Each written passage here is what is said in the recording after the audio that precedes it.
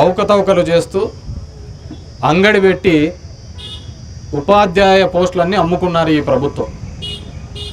వాటికి నిరసనగా 4 రోజుల పాటు రిలే నిరాహార దీక్షలు, 10వ తేదీన ధర్మవరంలో ర్యాలీ నిర్వహించబడను.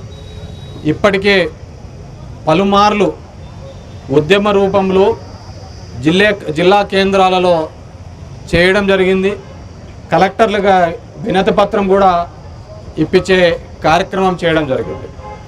అయినప్పటికీ కూడా ఎటువంటి స్పందన లేకపోవడంతో ఈరోజు విద్యార్థి లోకం తరపున వైఎస్ఆర్ కాంగ్రెస్ పార్టీ ఈ దీక్షలు, ఈ కార్యక్రమాన్ని చేపట్టడం జరిగింది. ఎక్కడా లేని విధంగా, ఎప్పుడూ లేని విధంగా ఈరోజు డిఎస్సి ఉద్యోగాల పోస్టులను అమ్మకానికి పెట్టినారు అంగడిలో. ఈ ప్రభుత్వం వచ్చిన తర్వాత గతంలో జగన్మోహన్ రెడ్డి గారు సచివాలయ ఉద్యోగస్తులుగా పిలిపించినప్పటికీ, ఎన్నో ఉద్యోగ నియామకాలు చేపట్టినప్పటికీ ఎక్కడా కూడా కాసింత కూడా కూచింత కూడా ఆరోపణ లేకుండా భర్తీ చేసే కార్యక్రమం చేయడం జరిగింది. దగ్గర వాకిన్ ద్వారా మెడికల్ రంగంలో 50,000 ఉద్యోగాలు పైచిలుకు ఇవ్వడం జరిగింది. నా దగ్గరికి అప్పుడు చాలామంది వచ్చినారు, నా నర్సు పోస్టులు ఉన్నాయంటన్నా, మీరు ఒక మాట చెప్తే అయిపోతుంది అని. నేను వాళ్ళకి మందలించే చెప్పడం జరిగింది. ఎట్లయిపోతుంది నాకంటే ముందు మొత్తము మెరిట్ లిస్టు డిస్ప్లే అయిపోయి ఉంటుంది, నీకు 70 మార్కులు వచ్చినాయి, నీ ముందు వెనకలున్న అతనికి 75 మార్కులు వస్తే 75 మార్కులు అతనికి డైరెక్ట్గా ఉద్యోగం ఇస్తారు, ఇవన్నీ కుదరవు అని చెప్పినారు. చెబితే అప్పుడు అందరూ నా మీద బాధపడినారు కూడా. ఏం చెప్తే ఎమ్మెల్యే చెప్తే అయిపోతుంది కదా, చెప్పను కూడా చెప్పలేదు అది. నిరుద్యోగుల విషయంలో వాళ్లకు తగ్గాల్సినటివి, వాళ్ళకి ఏవైతే రావాలో ఆ దక్కాల్సినది వాళ్లకు నిష్పక్షపాతంగా జరగాలి అనేది వైఎస్ఆర్ కాంగ్రెస్ పార్టీ నిర్ణయించింది. అందుకే మెడికల్ రంగంలో 50,000 ఉద్యోగాలు ఇచ్చినా కానీ ఎక్కడే కానీ ఈ విధంగా అమ్ముకున్నారనేది ఎక్కడే కానీ రాలేదు. ఈరోజు చూస్తే ఏ విధంగా వాటిని అమ్ముకున్నారో మనం అర్థమైపోతుంది. నెంబర్ 1 ర్యాంక్ వచ్చిన నవీన్ అనే స్టూడెంట్కి రాలే, నెంబర్ 1 ర్యాంక్ వచ్చిన స్టూడెంట్కి రాలే ఉద్యోగం. ఆ ఉద్యోగం ఎక్కడ పోయిందో తెలియదు. తీరా అది కోర్టుకు పోయి కోర్టు నుంచి ఆర్డర్ వచ్చేంత వరకు మనకు తెలియలే. మొత్తం ఇవన్నీ కూడా ఒక అవుట్సోర్సింగ్ ఉద్యోగికి ఇచ్చినారు. జీవో నెంబర్ 4 అని 47 అని 2 జీవోలు తీసుకొని వచ్చినాడు. 2% రిజర్వేషన్ ఉండేది, దాన్ని 3% చేసినాడు. స్పోర్ట్స్ కోటాలు అన్నీ పెట్టినాడు, దాంట్లోకి పేకాట పెట్టినాడు, అన్ని ఆటలు పెట్టినాడు. దాంట్లోకి ఇచ్చే సర్టిఫికెట్ వాళ్ళ ఎమ్మెల్యేలే అయిపోయారు, వాళ్ళ ఎంపీలే అయిపోయారు. ఒకటి కూనా రవికుమారు జూడోకి, భరత్కు సాఫ్ట్ బాల్, వీళ్ళే దగ్గర 70 దాకా సర్టిఫికెట్లు ఇచ్చినారు. అలా వివిధ రూపాల్లో సర్టిఫికెట్లు ఇచ్చినారు. ఎక్కడున్నా మెరిట్ లిస్ట్ ఉందాయా అంటే ఎక్కడా మెరిట్ లిస్ట్ అంటేలే. మనం ఒక కొత్త పెన్షన్ ఇవ్వాలన్నా, మనం అమ్మఒడి ఇవ్వాలన్నా, ఇంకే పథకం ఇవ్వాలన్నా, నేస్తం ఇవ్వాలన్నా, ఇంకే పథకం ఇవ్వాలన్నా కానీ నోటీస్ బోర్డు సచివాలయాలు అంటించేవాళ్ళం. అంటించిపోయి చూసుకోకుండా మీరు అర్హత ఉందా లేదా, కాకపోతే 30 రోజుల్లో ఇస్తాము అని చెప్పి. కానీ వీళ్ళు ఆ పని ఏం చేయలే. ఆ 30 రోజులు ఇచ్చే కాలం పోయింది, అనౌన్స్మెంట్ లేదు. నేను ఆర్టీఐ ద్వారా అడుగుదామంటే ఎంఈఓ దగ్గర పోతే ఏం సార్ లిస్ట్ ఏమన్నా ఉందంటే లిస్టు లేదంటున్నాడు అయిప. అమ్మఒడి ఎంత వచ్చిందో అడుగుదామని లిస్ట్ అడిగితే ఎంఈఓలు ఆర్టీఐలు అడిగితే ఆర్టీఐలు ఎలా కాదు క్వశ్చన్ రూపంలో అడుగుతున్నారు, ఇట్లా కాదు అడగాల్సిందే అని. నువ్వే రాసి నేను ఎట్లా అడగలను, మాకు లిస్టు కావాలా చాలు అని చెప్పి. ఎందుకంటే అంత దగా చేస్తున్నారు ఈ ప్రభుత్వం. ప్రతి దాంట్లోనూ కూడా అంగడి వ్యాపారం చూస్తుంటారు. నన్ను 3-4 రోజులుగా నేతలు వ్యాపారాలు ఎట్లా నడుస్తున్నాయి ఊర్లో. ప్రతిదీ వ్యాపారం చేసి పెట్టినారు. అంత ఇబ్బందికరమైన పరిస్థితులలో మళ్ళీ జీవోలలో రిక్రూట్ చేసినారు. మళ్ళీ జీవో నెంబర్ 56 తీసుకొచ్చినారు. ఏంటి 56? అంతకుముందు ఇచ్చిన జీవోలన్నీ రద్దు. ఆ విధంగా ఖచ్చితంగా దగా చేసినారు. మనం చూసాం. ఇలాగే నీట్ పేపర్ లీక్ అనే ఒక అంశం తీసుకొని వచ్చి చేస్తే కేంద్రంలో విద్యాశాఖ మంత్రి రాజీనామా చేయాల్సిన పరిస్థితి వచ్చింది. ఎవరు అనుకోలే 4 నెలల వరకు నన్నేం బీపుతారులే అనుకున్నాడు ఆ మంత్రి కూడా. 4 నెలల తర్వాత బొద్దింకలు వచ్చి వీగినాయి అతన్ని, బొద్దింకలు బయటికి వేసినాయి అతన్ని. కాబట్టి ఏది శాశ్వతం కాదు. లోకేష్ గారు ఒకటి ఆలోచించుకోండి. నీకు చాలా దేశాలు తిరిగే పని ఉంది, చాలా దేశాలు తిరుగుతున్నావు. తెచ్చినే తక్కువ, ఆర్భాటం ఎక్కువ. విద్యాశాఖ అతి క్లిష్టమైన శాఖ. నువ్వు ఉపాధ్యాయుల్ని సంతృప్తిపరచలేకపోతున్నావు, విద్యార్థుల్ని సంతృప్తిపరచలేకపోతున్నావు, సరిగ్గా ఎగ్జామ్స్ కండక్ట్ చేయలేకపోతున్నావు. ఇంకెందుకయ్యా నీకు ఆ శాఖ? ఏమన్నంటే పవన్ అందగాడు అంటాడు. ఎవడికి కావాలే మీ పవన్ అందగాడు, నువ్వు అందగాడు. పవన్ చూస్తే చంద్రబాబు సోమన్ బాబు లాగుంటాడు అని ఆయన అంటాడు. ఇవన్నీ చూసారు కదా. మా సాంబిగాడు ఊరికనే ఉంటాడు టీవీ5లో. వాడు చెప్తాడు ఈడే తిలక్ వర్మకు బ్యాటింగు, మహిళా క్రికెటర్లకంతా ఇతనికే కోచింగు, అందుకే వరల్డ్ కప్ కొట్టినాడని. ఆ చిడతలు అంతా ఇంత కాదు. వాళ్ళది అరణ్య రోజున పాపం టీవీలలో చూస్తా అంటే రోజు. ఎందుకంటే డబ్బు కొట్టలేక పాపం. లోకేష్ చెప్తున్నా వీళ్ళని నమ్ముకుంటే పోతావు నువ్వు. ఈ టీవీలో సాంబిని వీళ్ళని నమ్ముకున్నావు ఇంకో, వీళ్ళు డోలు కొట్టేది నిజం అనుకున్నావు, నీకు మించడం లేడనుకుంటే ముంచిపోతాడు. నిన్న చూస్తున్నాం చంద్రబాబు నాయుడు గారు శ్వేతపత్రం రిలీజ్ చేసినాడు. నేను అన్నీ చేసి పడేసినాను, ఇంక ఇవ్వాల్సింది నిరుద్యోగ వృత్తి, తల్లికి వందనం, ఇవన్నీ. తల్లికి వందనం కాదు, ఇది ఆడబిడ్డనిది, ఈ 2 ఏళ్ళ మొత్తం అంతా ఇచ్చి పడేసినాను అని చెప్పేసి ఇచ్చినాడు నిన్న. జగన్మోహన్ రెడ్డి చెప్పలేదా మీకు?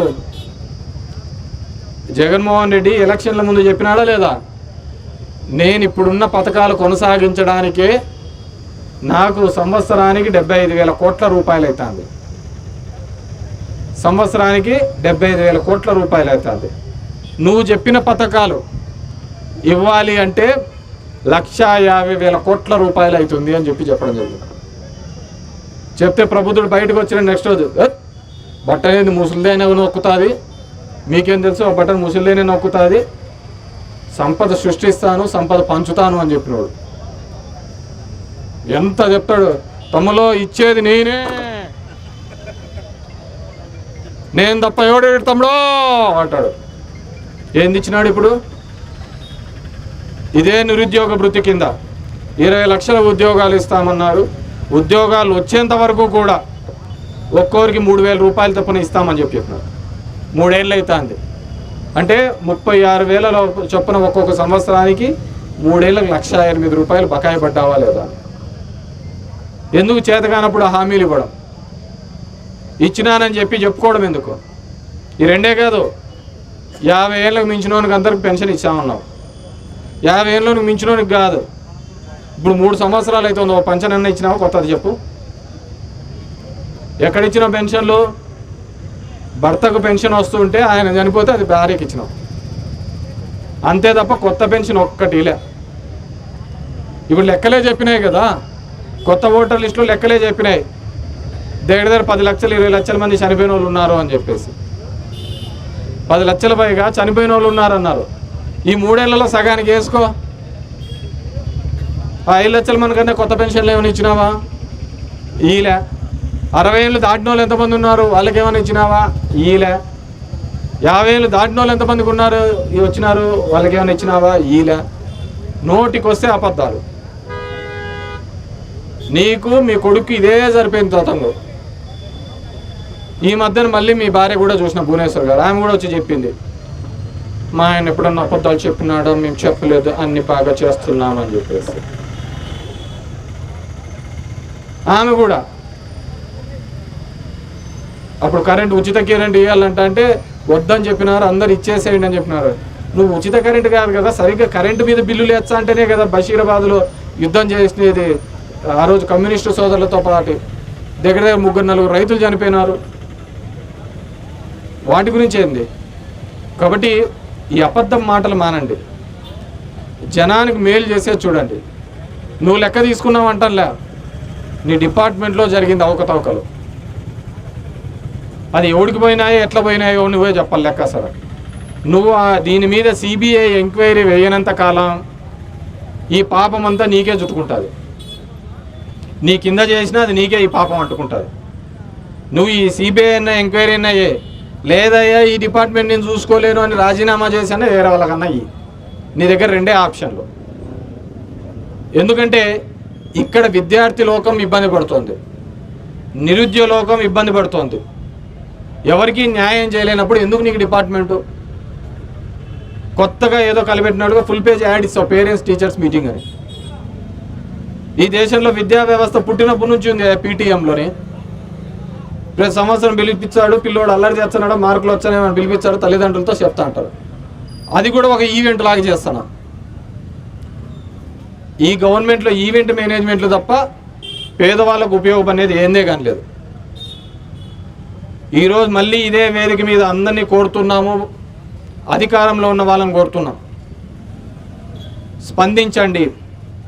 దగ్గర దగ్గర 9,500 కోట్ల రూపాయలు ఫీజు రియంబర్స్మెంట్ ఇవ్వాలి. నేను కాదు చెప్పేది, వైసీపీ వాళ్ళు కమ్యూనిస్టులు కాదు చెప్పాల్సింది. మీతో పొత్తులో ఉన్న బీజేపీ అనుబంధ సంబంధమైన ఏబీవీపీ నిన్న ధర్నా చేసింది. నిన్న ఏబీవీపీ గర్ల్స్ కాలేజ్ దగ్గర ధర్నా చేసింది. ఫీజు రింబర్స్మెంట్ బకాయిలు ఇవ్వండి అయ్యా అని చెప్పేసి 9,500 కోట్ల రూపాయలు బకాయిలు ఇవ్వాలి. ఎవరు దానికి? నువ్వు విద్య మీద పెట్టుబడి పెట్టకుండా జగన్మోహన్ రెడ్డి గారు స్కూళ్ళను డెవలప్ చేసి ఉంటే వాటి మీద నువ్వు షో చేయడం తప్ప వేరేది ఏదే కానీ కనపడటంలో. ఖచ్చితంగా విద్యార్థి లోకాల్ని, నిరుద్యోగుల్ని మీరు చేసిన మోసాలను ఎండగడతాం. ఖచ్చితంగా ఇది మీ మీద చేస్తున్నటువంటి ఒక తిరుగుబాటు. విద్యార్థి లోకం, నిరుద్యోగ లోకం మీరు ఏ విధంగా ప్రజలను వంచినారు అనే దానికి నిదర్శనం. మేము ఆధారాలతో సహా చూపించినాం. నువ్వు తొడగొట్టక్కర్లే, డిస్కస్ చేయక్కర్లే. మీ పవన్ అన్నయ్య, మీ నాన్నగారు, మీ మోడీ అంకులు అందరి చేతిలోనే ఉంది సిబిఐ. వెళ్ళి ఏపీ అండి సిబిఐ. నువ్వు ఎటువంటివి లేకుంటే మేమేం ఆరోపణలు చేసామో వాటిని నిరూపించుకుంటాం. ఎందుకంటే మీ దగ్గర నమ్మకం లేదు దొరా అంటారు చూసినావు దాంట్లో. అట్లా మీ మీద నమ్మకం లేదు దొరా. పోలీస్ స్టేషన్లలో చచ్చిపోతున్నారు, అంతా న్యాయం జరగాల్సిన పోలీస్ స్టేషన్లలో చచ్చిపోతున్నారు. ఎంఆర్ఓ ఆఫీస్లో న్యాయం జరుగుతుంది అనుకున్న చోట పురుగుల మందుతో రైతు తిరుగుతున్నాడు. 3 ఏళ్ళైంది. 22 ఏళ్ళని అదని ఇదని ఎట్లా ఇబ్బంది పెడుతున్నారు మీరు.